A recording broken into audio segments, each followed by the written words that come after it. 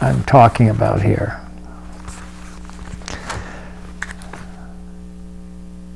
Ed Taylor was a city councilman from the 5th Ward until his defeat at the polls last year. I guess he was there about 13 years.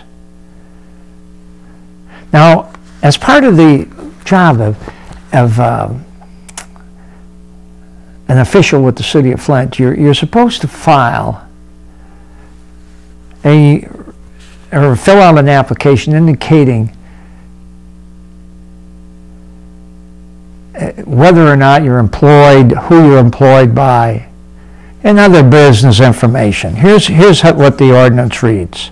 Every officer and employee shall file a sworn statement, that the city clerk, whenever the officer or employee has made or participated or has required to make or participate in making a governmental decision, having knowledge that the decision will provide a benefit to the officer or employee or his business associates, grandparents, brothers, sisters, or any person who resides at or at some time resided in the same household as the officer or employees.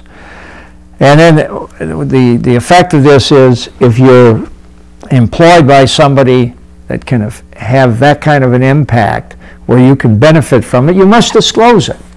Now, what we have here, the whole idea of the order is to give citizens an opportunity to look at and see if officials are looking out for their interest or the outside employer. Whose interests are they looking out for?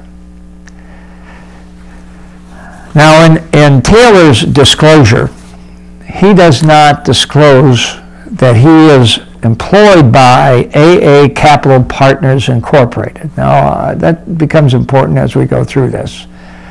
No mention of that. And he filed one in, these last two were in, I think, 2005 in January and 2005 in June. No mention of AA Capital Partners, okay? Now, as it turns out, we have records here that it says here, Mr. Taylor joined AA Capital in 2003 and focuses on market and client relations.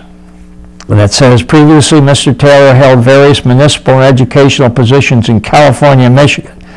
He was a city councilman and trustee, I'm sure they're talking about the pension board, for the city of Flint, Michigan for 13 years. Now, we have another piece of information. It was 2003 that we have here, and it says AA Partners Incorporated Alternative Asset Managers. That means speculative management or speculative investments. And it shows Mr. Taylor as a vice president of this company. Vice president.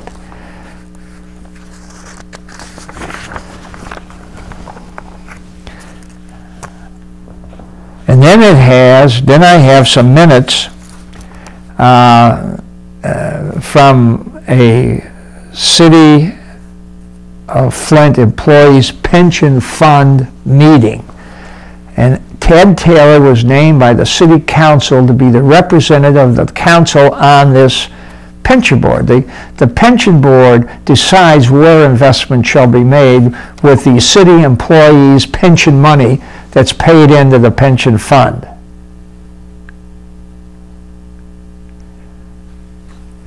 Now, while on this board, Ed Taylor made an effort, and the minutes are here, that he has a couple of international managers and they were from AA Partners Incorporated, which he's the vice president, and which he did not disclose in his disclosure sheet, that he must swear to under oath. He swore under oath, obviously, that he was not involved with any business like AA Partners. He appeared at this pension board meeting, which he did on a regular basis, and tried to talk the pension board into letting these people come in and represent this company that he was vice president of and did not disclose to the pension board, and urged the city of Flint that they should be investing money with this, what they call this alternative asset managers, AA Partners. I'm sorry, AA Capital Partners Incorporated. Goes to that meeting, and this was in 2004. He was vice president of the company, never disclosed it. Now, since that time, some things have happened. And I want to read you something that will indicate to you why this has become an important issue. Now, here's what we have here. Danny Hall, who was president of the pension board, was approached by Taylor to give some serious thought investing some of the city pension money with this company, AA Capital Partners Incorporated. Now, fortunately, Danny Hall, the unflappable president and very detailed president of the city pension fund, did considerable research after Taylor made the suggestion and concluded that AA Partners did not have the reputation, the background to manage the city employees' pension fund. Too speculative. He rejected Taylor's suggestion.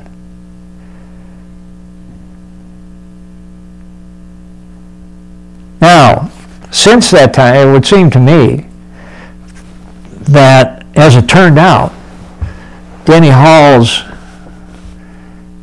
refusal to invest in the company made good sense. Let me tell you what I'm talking about here.